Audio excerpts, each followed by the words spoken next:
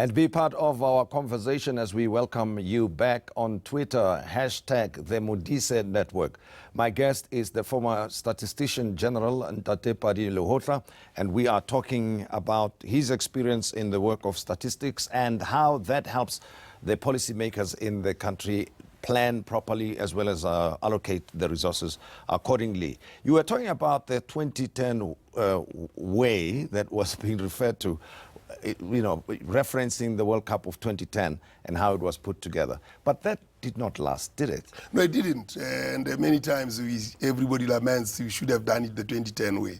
In dealing with crime, in dealing with the planning of stadia, in managing the whole event itself, in bringing teams together, in holding people to account, and finally in reporting, of course, the contracting companies, we know that they colluded. Yes. But nonetheless, we know that the date for 2010 happened because there was detailed planning. Yes. Why is the date for a South African who is born today not planned to the detail that all 1.2 million of them, less those who die, actually sit down for matric instead of losing 500,000 of them?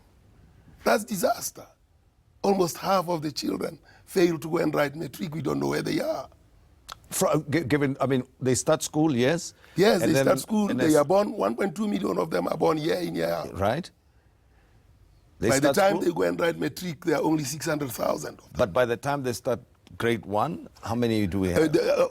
We have, the mortality is not that heavy, so you still have about 1,170,000 of them. Yes. They go and write grade 1, they go through grade... But 97% of them will be in grade 7. 97% of them who are 7, they will be available for schooling from for those who are 7 to 13 years. Okay. After that, people disappear somewhere, and you are left with 500,000 of the 1.2 million who finally sit for matric. Yeah. Now let's use your experience then, because this helps you or has helped you in your work over time to have a big picture understanding of things, right? And what stands out? Let's use 1994 as our point of departure. From the statistics then, there are certain things that repeat themselves, there are certain trends that emerge out of there. What did you see in the first 5 to 10 years as the major challenges that we're going to face South Africa and that you feel have not been dealt with adequately up to this time? The issue of planning, although those years there was systematic processes, I think by 2002 we had started scenarios. And those scenarios were beginning to be embedded in cabinet discussions. We had all those scenarios like Shosholoza, Dudisanang, Skadonk. And by 2007, at cabinet, we discussed skadonk and its preeminence. What is skadonk? Skadonk is like a junk status. Yeah. That there are these scenarios, Shosholoza, which is a South Africa on a high road to economy. Dudisanang, where we are all comfortable about our poverty. And then skadonk, where actually then is not only comfortable with poverty and at peace, but actually there is crime, there is everything. We're regressing and coming apart. Yeah. And we are discussing these things in 2007 and saying what needs to be done. So, and then of course, was that on the horizon? And then it was predicted to the date now about if we follow that trajectory, what will happen to South Africa. Sure.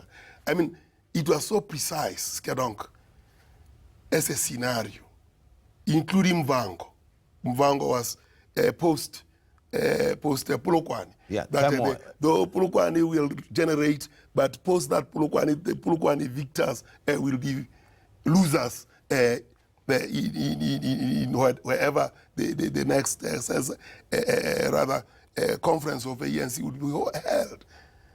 In as far as the date or rather the characterization of that was concerned, it was precise. I believe that discussing and looking at scenarios as painted and then taking action in relation to that and making those scenarios available to citizens and discussing them openly will help us to actually correct. It can't be ANC self-correcting. It can't be in its own tent trying to self-correct. It can't. It's proven to us.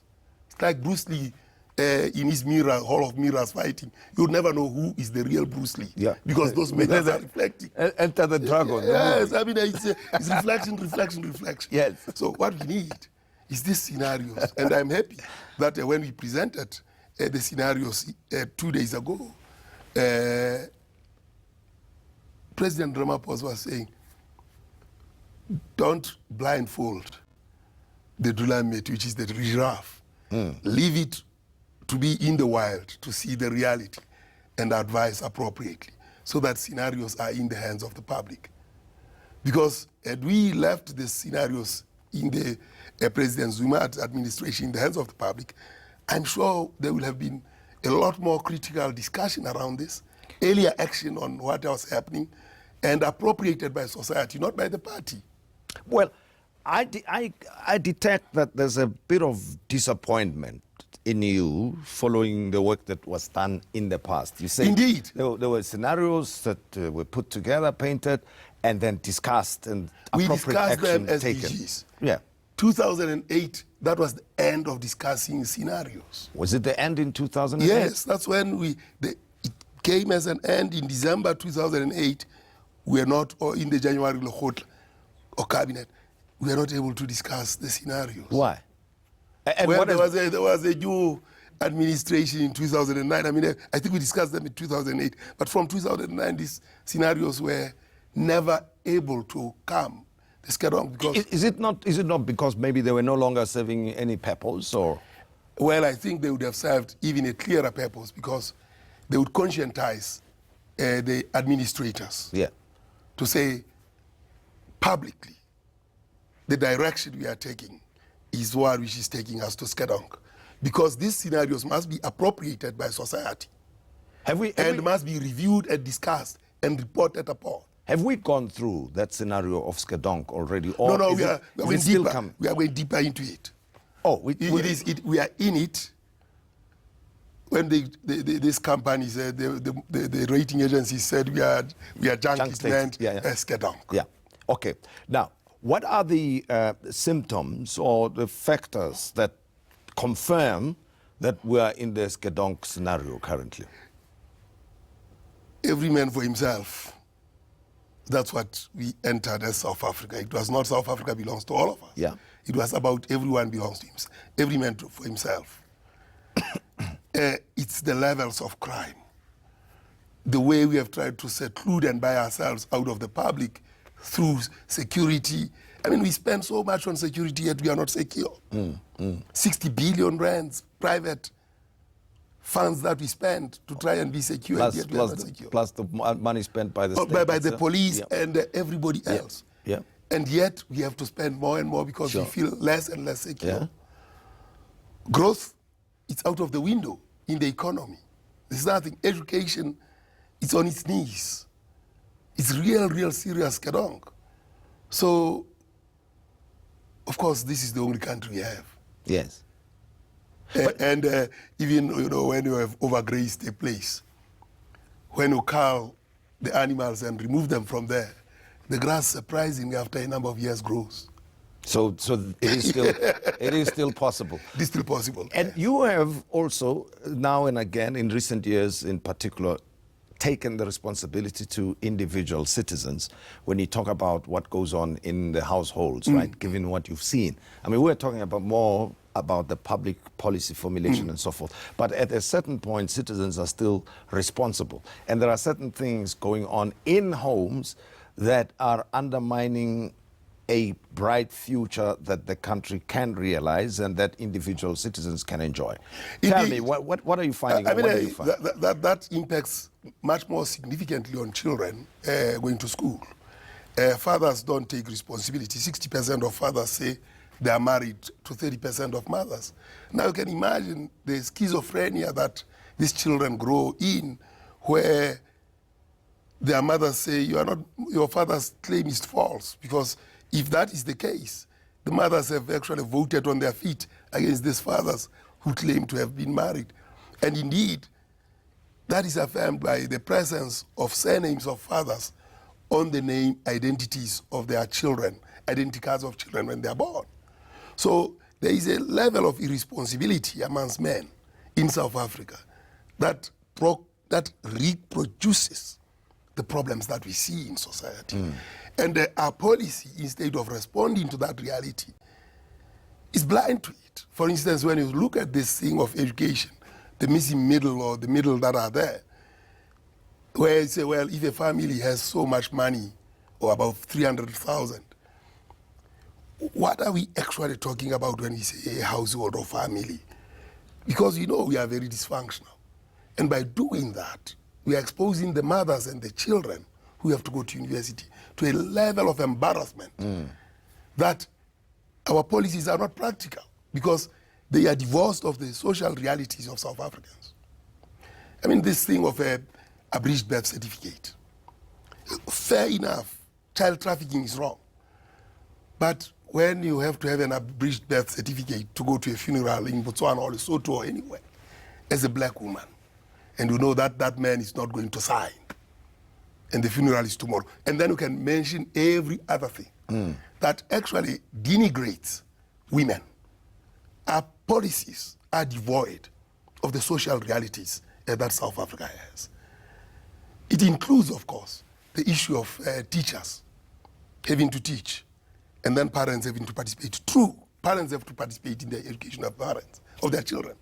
But it's impractical because you leave home at 3 o'clock in the morning to arrive in Pretoria by bus, and then you arrive back at home at 10 o'clock. That's a wishful thinking. And because of that responsibility being put on parents, which is the correct thing, the practical situation is that it is impossible. And we have to understand that it is impossible. Therefore, the burden for children must be with teachers. No. But the teachers must also be fully supported because that burden is a very serious one. Tell me then, from what you know and what you have experienced over years, you are very familiar with the connection between things. At a civilian level, what are the key challenges that South Africa has to deal with as an emergency? And at the national public policy level, what is it that this country needs to do to move forward and get out of the skadonk scenario, as you call it? Well, one thing that we have to focus on is education. But in crafting our education policy, we actually have to dig very deep. We've got to ensure that teachers actually teach, but we give them all the necessary support because the things they confront are not about teaching in class. And they are in society. And in the public context, very briefly?